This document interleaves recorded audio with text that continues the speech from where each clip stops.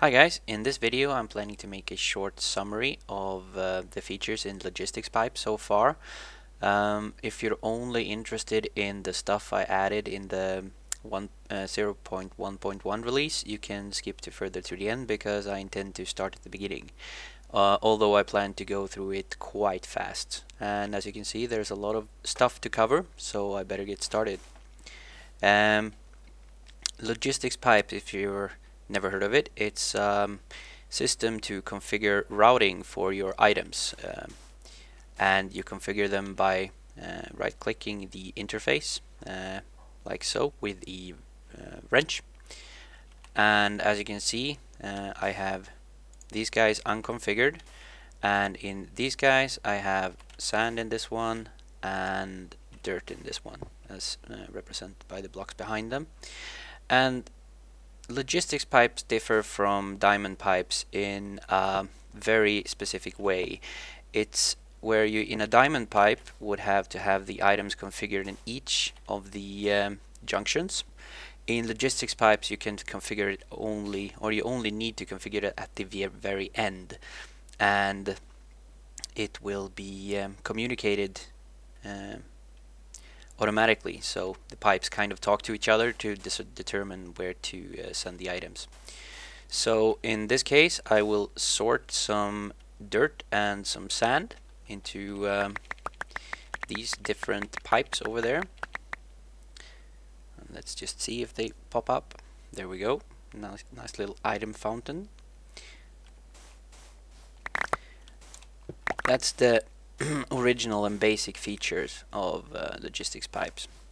However, you can also use it to configure ratios. So this one is requesting 1 dirt and this guy is requesting 3 dirt. So that means for every 4 dirt, 1 will go to the left pipe and 3 will go to the right pipe. So if I throw some dirt in here, you should see that the right one gets a lot more items than the left one. And if I throw just 4 in here to prove it, let's see if I can grab this one. Should be 3 and 1. Exactly. Alright, next up we have the default route, which can be configured with this button. And in this case I have this one configured to be the default route and this one configured to be the dirt. So if I throw some dirt and some sand, why not throw some lime wool in there as well? The dirt will go to the left and the sand went to the right, and so will the lime.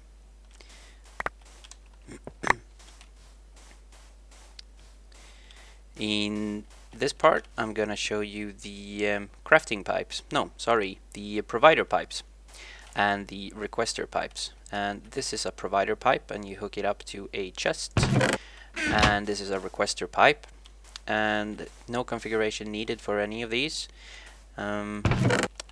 This basically works that if you take a block or item and you right click on the requester pipe, any provider pipe in the network that's connected will attempt to fulfill your request.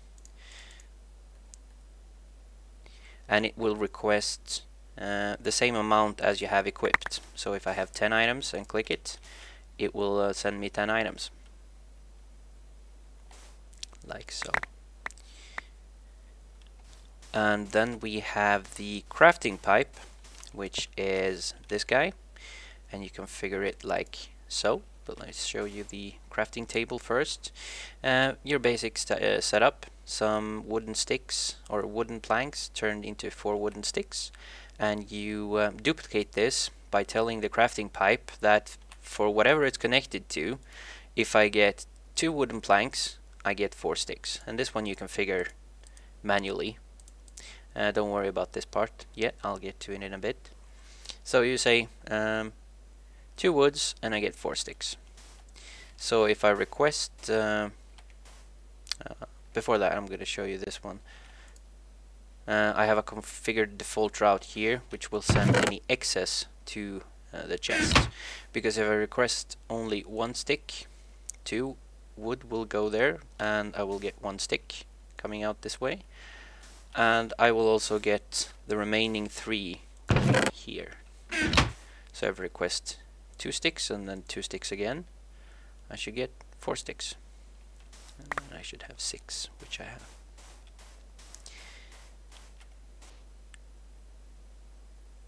And here we start touching the new stuff that I added in the latest version. What we have here is a satellite pipe. It is also configured with the wrench, and you basically set an ID to it, and it's set up so that you cannot select an ID that's already been chosen. And as you can see, I cannot select 1 here because I have a different pipe with ID 1. And you pair it up with a crafting pipe. So you see the recipe here, and this is to actually craft a mining well. And as you're aware, the iron pickaxe doesn't actually like to go in the automatic crafting table. It needs to be in an adjacent chest in order to be crafted into the mining well. So that's where the satellite part of this GUI comes in. Basically, if you have this one configured to anything but off, these 3 slots here will be sent to the satellite pipe with the ID displayed here, and you can only select the pipes that are actually connected to the same network as the crafting pipe. So in this case, I would be using 1 redstone, 6 iron ingots, and an iron gear, and iron pickaxe sent to this chest, and I would expect a mining well to be able to be crafted. So let's check it out by right-clicking the requesting pipe here, and I will fetch all the stuff from this chest. And as you can see, the pickaxe went there and said, "Aha, I need to go somewhere else," and it rerouted it to the chest, and I can pick up my mining well. And here we have the same kind of principle, but it's for the furnace, and it's empty, as you can see, and the crafting pipe goes on top because that's where the expected input is. And I have configured it now, so it needs 8 gold ore to make 8 gold ingots, and using 1 coal as fuel. And if you have, for instance, some other furnace type that doesn't use actual fuel, like I am assuming that this will work for industrial craft as well when it gets released, if it hasn't already, I haven't checked today, you can skip the fuel. And as you can see, I set it up so it's 8 gold ore for 8 gold ingots. This also has the side effect that it will not actually collect the crafted materials until all 8 has been made. But if you can skip the fuel, or if you don't care about the fuel efficiency, you can basically say 4, 4 and 1, or if you don't need fuel, you can say 1, 1, and it will pick up the result as soon as it's crafted. Also, you can see there's a paint option here, and if you click it, it will actually highlight the satellite pipe. It will draw a laser, it's called in BuildCraft, from the crafting pipe through the network which it would travel to get to the satellite pipe, which needs to be attached to the bottom to provide the fuel. So let's see this guy in action.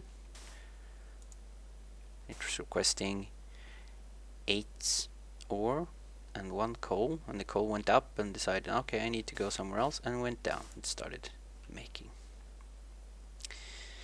So the final feature I'm going to show you while that one is cooking is the painting of routes, which I explained in a previous video is basically means to debug routing for me, but I actually left it in because it's kind of cool.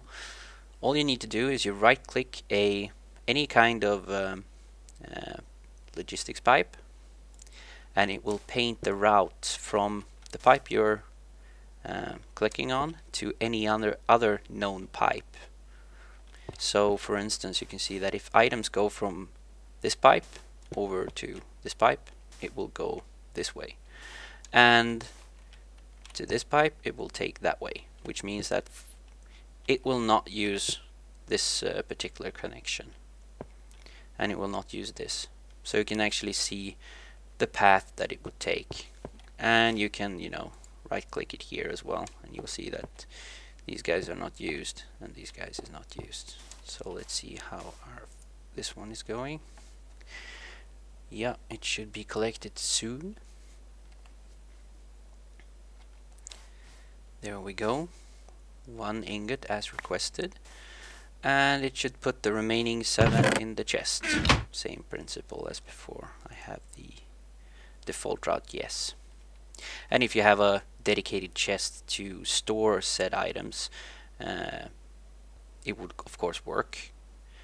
For instance, if I quickly now, going off script, find myself a provider pipe, and I'm gonna need something to connect it to, so let's say stone transport, and I do like this and this. I should be able to request gold from this chest simply by right clicking it, and eventually I'm gonna run out and it's gonna make some new mods for me. So basically that's all I will show you today. I will get back to coding on the next version with more features, of course. And if you want more in-depth of how this works, I totally recommend Direwolf20. He did a mod spotlight on it, and I will link it in the description down below. I will also put a link to the main release thread over at BuildCraft website. So until next time, see you guys later.